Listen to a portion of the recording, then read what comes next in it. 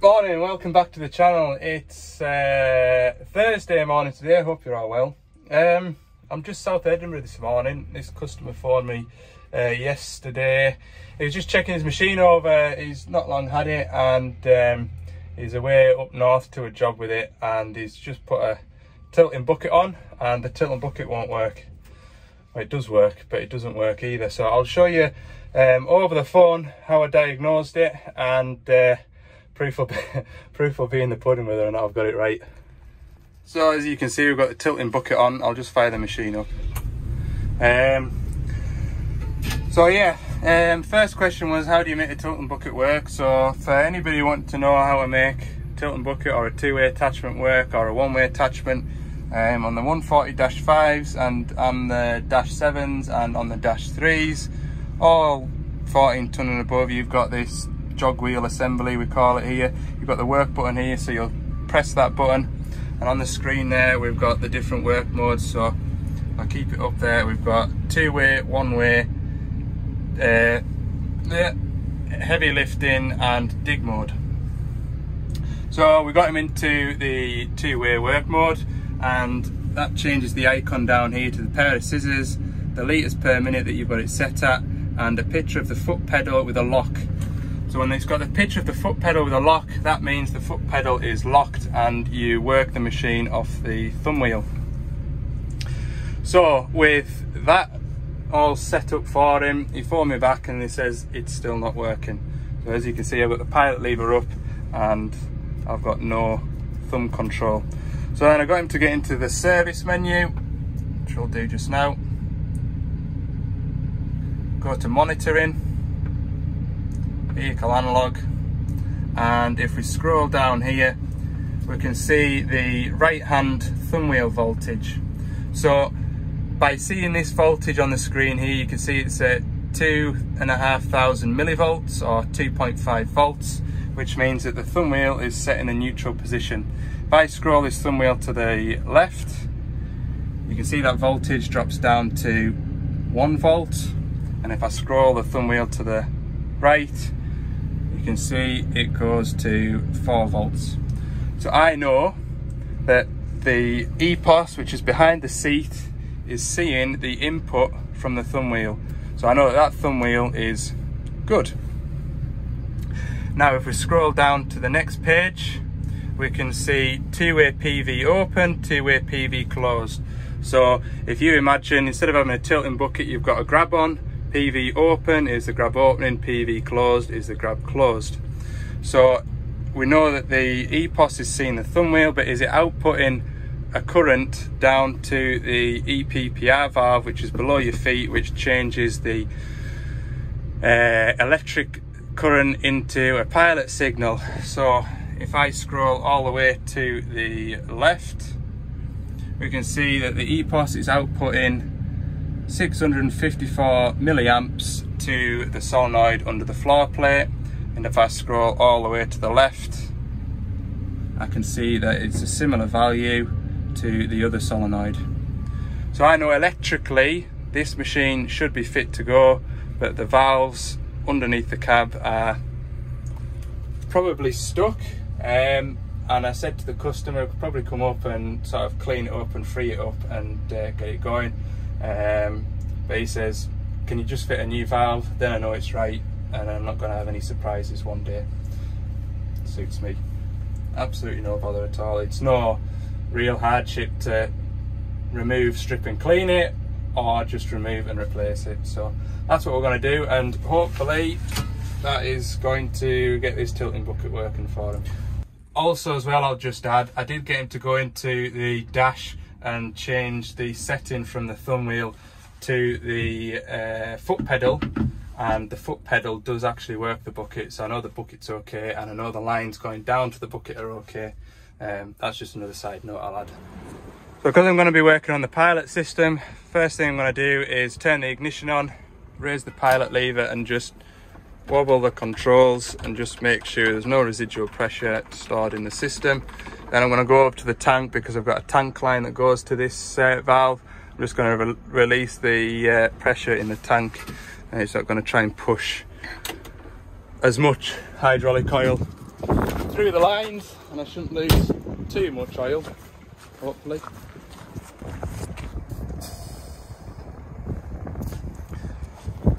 Next I'll take the belly plate off. So belly plate removed. This piece here is the valve that we're going to replace. Now what I can do is put my multimeter onto the Deutsch plugs and just make sure that I am getting the same current through it as what the EPOS is saying I am. But in my experience, I know the history of this machine and it won't have ever had anything on the two-way, and what can happen is the valves just sort of stop moving. I'll show you on the new valve just now. So this is what the new one looks like. You've got a pilot supply going in and a tank line coming out, and you've got a A and a B port. So the A port will go to one side of the spool on the valve chest, the B will go onto the other side of the spool on the valve chest. And basically when you move your thumb wheel, that sends a current to this solenoid, which then pulls the valve up the way, which allows pilot oil to one side of your spool to open your grab, and closing your grab is the exact same, just moves this one and sends oil out that part there. Right, I'll pull the pipes off and we'll get this changed out. It's not a bad job, right?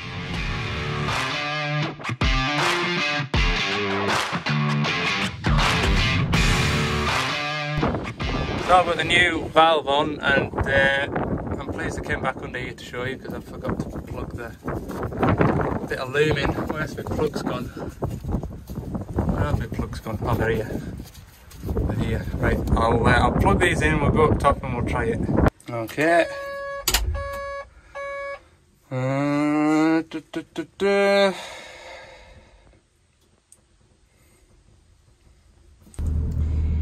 So that job went well, which is good. It's just before lunchtime now, and yeah, I'll have a bite to eat. I'm gonna be heading past that 140 that I went up to on Monday evening there to get it going again.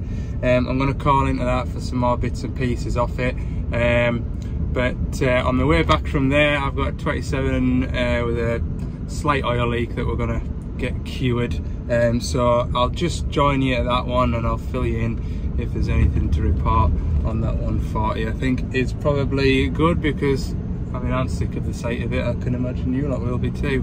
So yeah, that's the plan. We'll catch you at the 27, which will be back end of the dish. Right, we're away on to the next job. DX27 with an oil leak. Right, this new shape 27 sprung an oil leak. You can see a bit of seal sticking out of there, look. So I'll pull this fitting off. This is the overload warning pressure sensor. Pull that off, hopefully. There we go. And yeah, I'll have a look at this O-ring. Right, there we go. That's the fitting out of it, and you can see the O-ring's all chewed up. So get a fresh one of them put on it. I might use a Doughty washer, I'm not sure. I'll try an O-ring on it first and we'll see how it goes. Look at that for a levelling bucket, by the way. That's about as wide as the machine is. That's a beast. Right, I'm going to put it all back together, start it up. Because it's for the overload warning pressure sensor, I'll just lift the boom up and keep it held up. Just make sure it's not leaking out of there any. Right, we're all done. Nice and dry. Obviously the wiring isn't, but jobs are good. It is about 4:30 now, so I'm going to head home. I've got about an hour and 20 minutes back home, so not an early finish, but not a late finish either. See you in the morning. All in all, it's Friday. Hooray! Today I was going to have a full day out west. Mind that 27 I was at earlier in the week when it was snowing. I've got the bits in for that, but I can't have the machine today because they're pouring concrete with it. So they're busy with it. But I've got a quick hitch ram to reseal on a 14 tonner, and I will catch. I'm going to do it first actually. I'm going to get that engine oil pressure switch on that blooming dumper, that elusive dumper.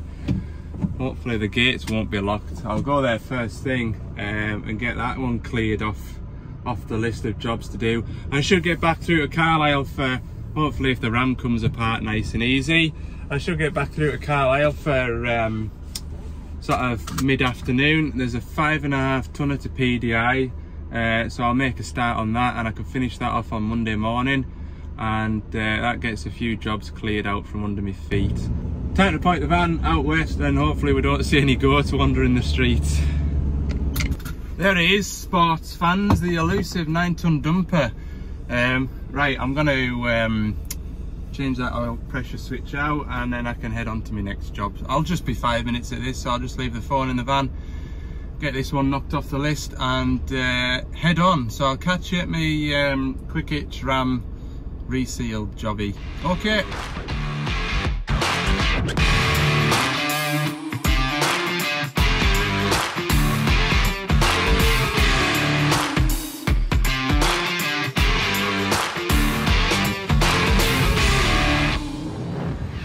I'm at this 140 to reseal this hitch ram, but I don't know if there's any point in doing it because that's a fair chunk out of that there, like, you know, even with a bit of wet and dry, that's a decent, you know, it's not a little scratch like that one next to it, it's a good chunk.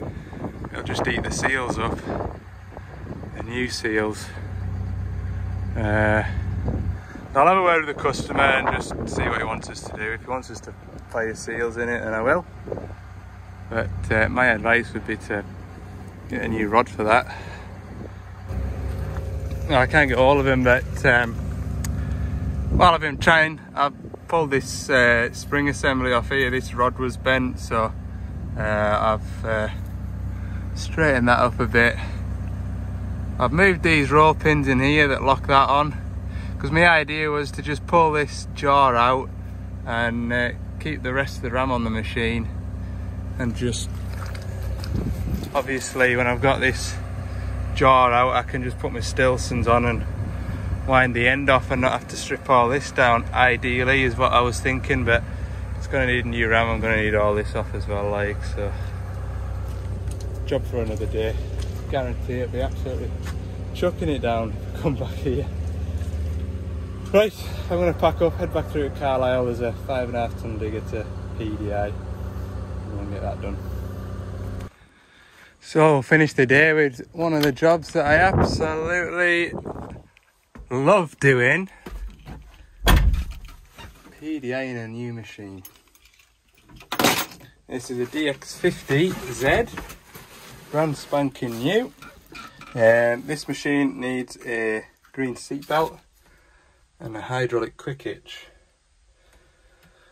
So I don't know, I'll maybe start with the green seat belt, get that job done.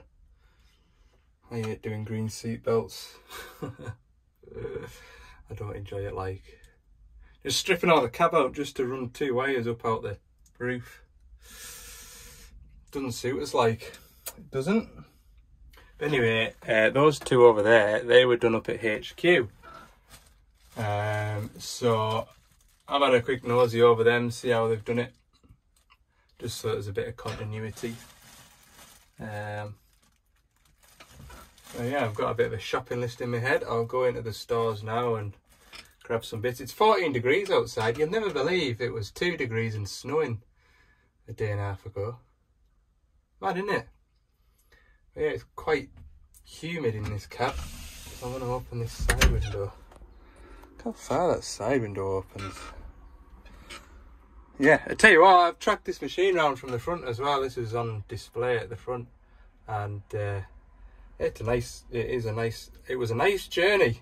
It was nice and quiet. The tracks are lively enough, but not too severe. Nice machine. Right, let's get this green beacon on. There's no point sitting around looking at it. Right, 5 minutes later, progress update. The dashes, they're not too bad to come out, in all fairness, because they're all on these spring clips. There's one or two, as you can see in that corner there, they've left the clip part behind, so I'm going to have to try and encourage them out without damaging them, and then slip them back onto the cover. But within a few minutes you can, well, literally 2 screws here and that whole thing pops off. Once you've got that off, same on this side, but this is just all clips. Clip that off, and then this whole roof one just clips off. So that's not too bad. There's a grommet just behind this controller here. I'm going to put a hole in, feed a wire through, and feed it along here, and down and out. Up on the roof, on those 2 machines over there, they've used this blanking plug. That's an what does it normally says on there? M12 through a beacon pole to hold it on. So yeah, need to find an ignition live to interrupt for me green beacon now. There's bound to be one in that lot over there, like, unless I maybe will. I'll just use the charger plug there, because that'll be fused and everything, so I'll try and fish the wire out for that and tee onto the back of it. Some folk, stuff's going everywhere. Some folk will tee into the wiring for the seat. You've obviously got, I don't know if this one's heated, it doesn't look like it, but you've obviously got a feed into the seat there to pump it up. Some folk do that, but I think it's just tidier if you do it in here. That might mean, probably will mean, just lifting this console up a bit. Right, you'll join me when I've sussed out where I'm going to get my wires from. There we go, I've got a handy live and an earth there. So I'll just I'll take this back, this tape, and I'll just splice in a wire with some heat shrink and solder. Run my wire out of here over to here for my new seat belt. Oh, you're all zoomed in, look. Put my new seat belt on and then run the wire up and out. It's always the worst of it, like running the wire about, but it's not. Say it like, it's not too bad. Right, we're getting on well. That's the phone ringing again. Oh, I don't want this phone call either. Back in a sec. Well, that was 20 minutes, half an hour of the day that I won't get back. Yeah, I know what I'm doing when I get back from my holidays anyway, but I'll leave that as a surprise for next week. Where am I up to? I'm going to put some conduit on this wire.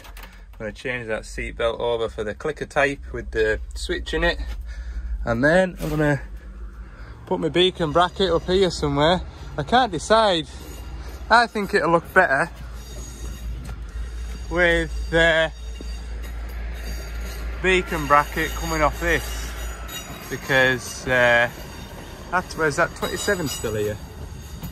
27 over here. Oh no, that one hasn't been PDI'd yet. There was a 27, there's maybe one that I went to go and see yesterday. It had the beacon bracket off here and it just looked a bit neater, because that one over there on top of that just sits a bit too high for my liking, maybe. So yeah, that's what I'm going to do. I think I'm going to mount it off here. Right, we'll keep going. It's 4 o'clock now, so another hour should see us done, like. And then I'll get this finished middle of next week now.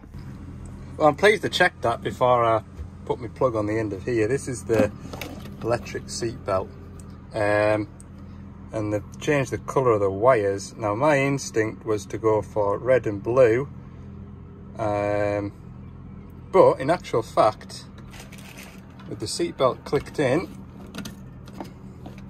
click that in. I can do this one-handed, hang on. Hold that one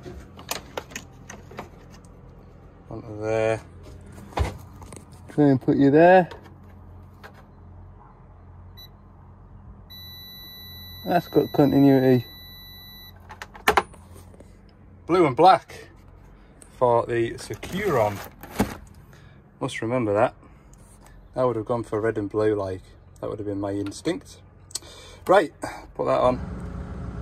There we go. Beacon's done. Quite neat there actually, it's just below the roof line. So that'll keep it from getting hit with trees and whatever else. Right, I better put all that away. Oh yeah, my clicker. It was working, wasn't it? We heard it go beep, beep, beep, beep, beep. And then when I finished it all and put it all back together, there was no longer a beep, beep, beep, beep, beep. There was no light anyway. I think what I've done is when I've put this conduit on here, I think I might have pulled the wires out. Anyway, put a fresh one on it. Right, I'm gonna pack up. Right, it's 5:30 now. I'm gonna call it that for today. Still a fair bit to do with this machine. There's the hitch to go on it. There's lock valves to bleed. Full grease, full level check, wash down, set up all the dash. Yeah, so there's still a fair bit to do, to be honest. So I'm not going to get it finished today. And I've had a few late finishes this week, so I might as well end the week on a high. Quit while I'm ahead. To be fair, I don't think the hitch hoses are in the box, and I'll probably need to go and get some hitch hoses made. So yeah, I've had my fill for today anyway. Hope you've enjoyed the video. If you have, let me know by giving it a thumbs up. If you haven't already, click the subscribe button. More bits and pieces throughout the week. Check out Ali's Digger Diary on Instagram and occasionally TikTok. I need to get back into the habit of that thing. But yeah, check out the video on Tuesday night. I'm going to be having a good look over that new DX85 there. So if you're, like I say, if you're running a 8.5 ton class machine, be worth having a look at. That is a nice bit of gear, that. Right, thanks for watching. See you in the next one.